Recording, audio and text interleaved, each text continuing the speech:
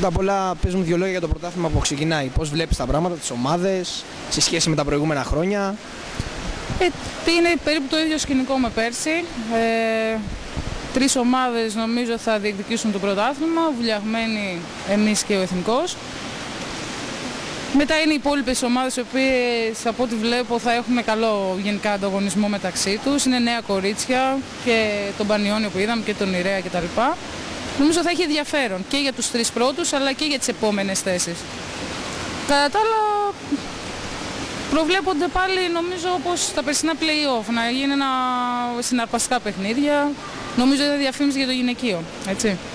Αυτό. Εσείς ως πρωταθλήτριες πλέον, σίγουρα ο στόχος είναι πιο σημαντικό να ξεκινάς τη χρονιά ως πρωταθλητής από το να διεκδικείς τον τίτλο από κάποιον που δεν ήταν πρωταθλητής, ας πούμε. Πώς είναι για σας, είναι πλέον βάρος ή θα παίξετε όπως παίζετε και πέρσι αρκεί να στο πρώτο πρωτάθλημα? Είναι πλέον βάρος σίγουρα, γιατί και είσαι ο πρωταθλητής και πρέπει συνέχεια να αποδεικνύεις ότι είσαι καλός, έτσι. Είσαι άξιο. Αυτό έχει να κάνει με τον αθλητισμό γενικά.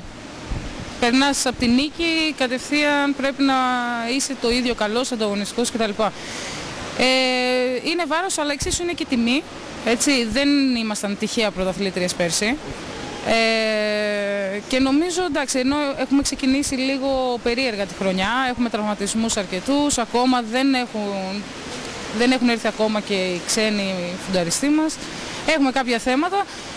Στην πορεία όμως θα τα λύσουμε, γιατί η ομάδα είναι σε σχέση με πέρσι περίπου ίδια. Είναι καλές αθλήτριες, καλός προπονητής, καλό κλίμα. Πλέον διοικητικά είμαστε και από πέρσι έχουν ξεκινήσει προσπάθεια, μας προσέχουν αρκετά κτλ. Νομίζω ότι δεν θα αλλάξει κάτι. Πάμε και στην Ευρώπη. Πέρσι χάσατε το τελικό του Λεντρόφι για λίγο. Φέτος έχει Champions Cup. Ο στόχος του Ολυμπιακού εκεί ποιος είναι? Ο στόχος είναι από τη στιγμή που το γυναικείο πόλο και σε επίπεδο εθνικής ομάδας αλλά και σε επίπεδο συλλόγων με την επιτυχία της Βουλιαγμένης και γενικότερα με το πέρασμα των χρόνων, δεν μας μένει κάτι άλλο από το να λέμε ότι θα πάμε στο Final Four, να προχωρήσουμε στο Final Four. Από εκεί και πέρα δεν ξέρεις τι γίνεται, οι ομάδες έχουν ενισχυθεί και στο εξωτερικό, είναι καλές ομάδες, πρέπει να έχεις μια σχετικά τύχη. Διοργανώνετε και τον όμιλο? Διοργανώνουμε τον όμιλο, θέλουμε την πρωτιά εδώ πέρα. Από εκεί και πέρα ο στόχος είναι να πας στην τετράδα και διεκδικείς τα πάντα.